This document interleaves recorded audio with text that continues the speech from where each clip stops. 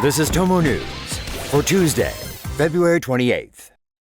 Catch me outside, how about that, girl, making $40,000 per appearance? How do you stretch out 15 seconds of internet fame?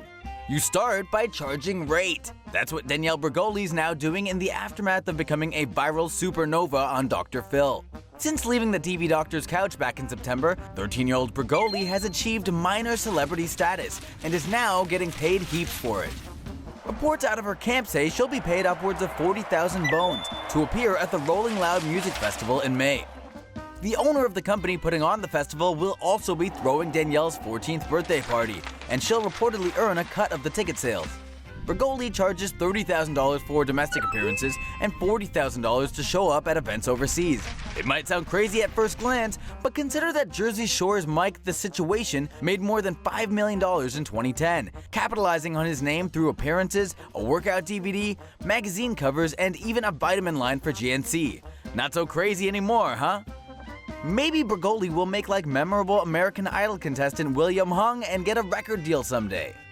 Or maybe she'll just fade away fast like those damn Daniel kids. Guess we'll soon see. Bregoli's already doing glammed up photo shoots aimed at helping the public see her in a different light. So, catch me outside? How about that? Man shot to death after cell phone argument. 20-year-old Georgia man DeAndre Malik Thomas has been charged with murder after he allegedly killed a man over a bum iPhone. Victim Kareem Mono had apparently sold Thomas's sister a locked iPhone, and she wanted her cash back. So the two men met in the parking lot of this busy Macon gas station last Thursday to hash it out. Thomas is wearing the black backpack and Mono has the blue one.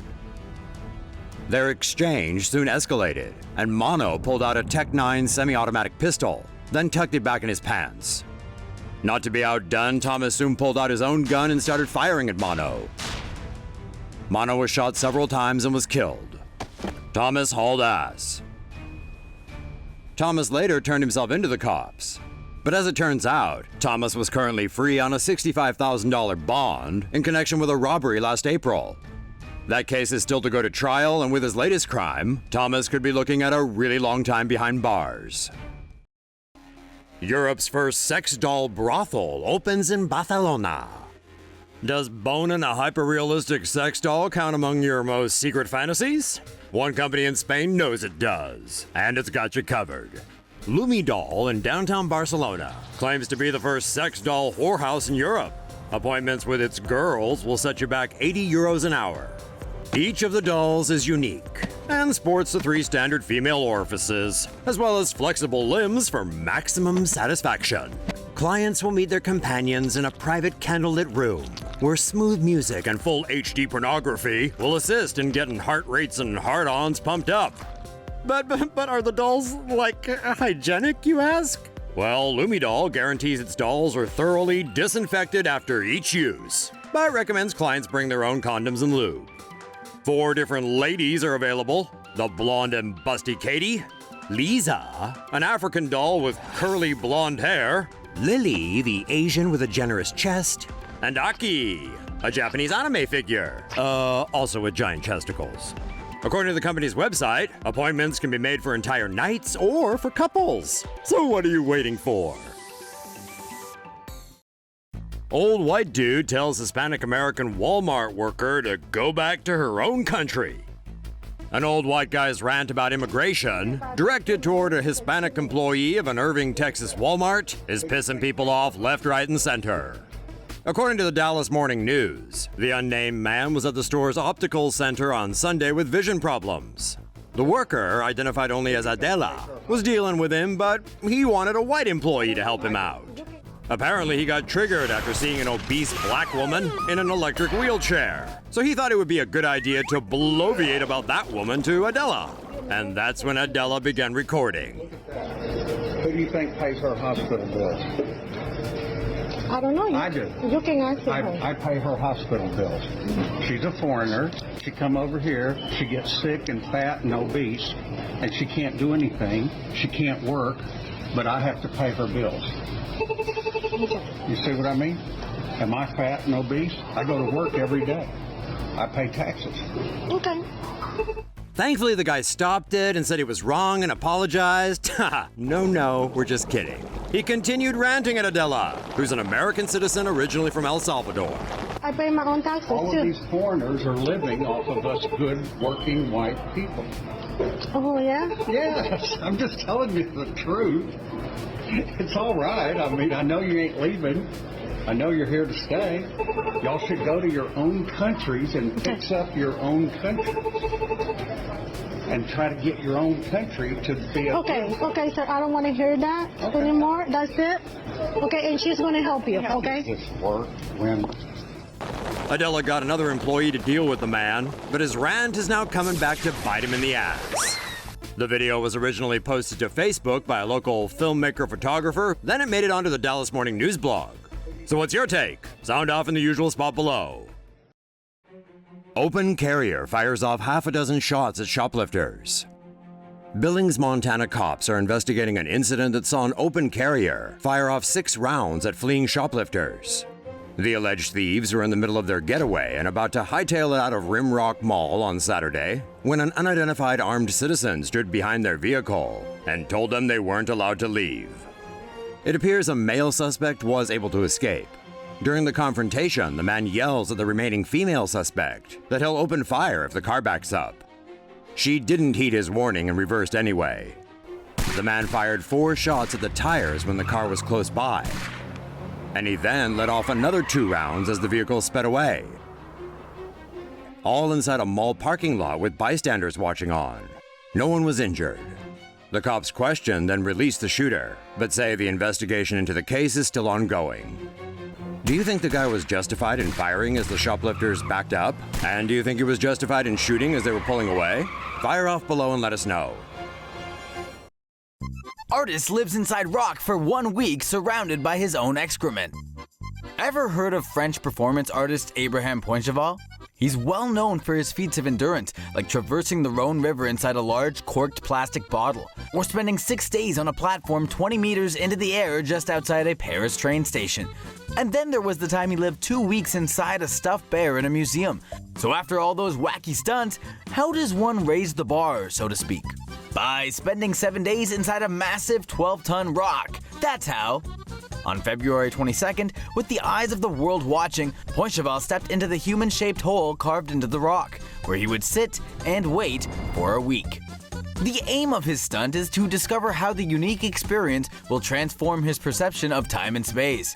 In there, he's got food supplies of water, soup, and dried meat, and enough room to keep a diary of his experience.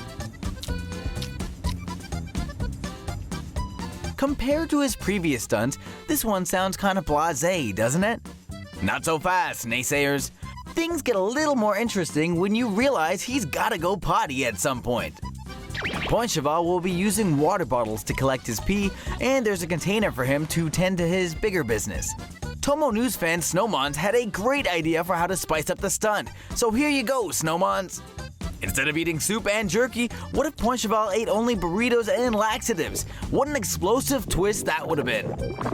If he survives his week in the rock, which he probably will, Poincheval says his next feat of endurance will be to sit on a dozen eggs for 4 weeks, waiting for them to hatch.